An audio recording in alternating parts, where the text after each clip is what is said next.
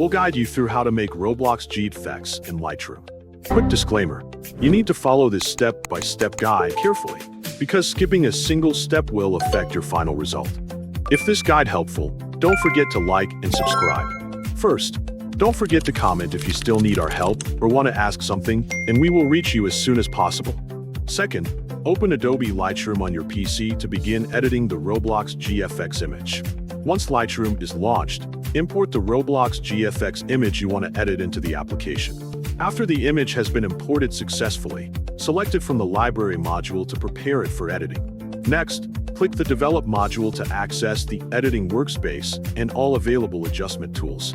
When the Develop module opens, locate and open the Basic panel to begin making the primary image adjustments.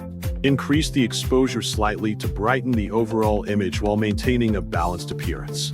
Adjust the exposure gradually until the Roblox character and surrounding elements appear brighter without losing important details. After adjusting the exposure, increase the contrast to improve the separation between the light and dark areas, making the image appear more dynamic. Next, increase the highlights to enhance the brightest parts of the image and give the lighting a cleaner, more polished appearance.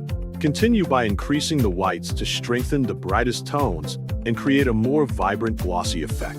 After adjusting the whites, increase the vibrance to enhance the colors throughout the image while preserving a natural balance between highly saturated and less saturated colors.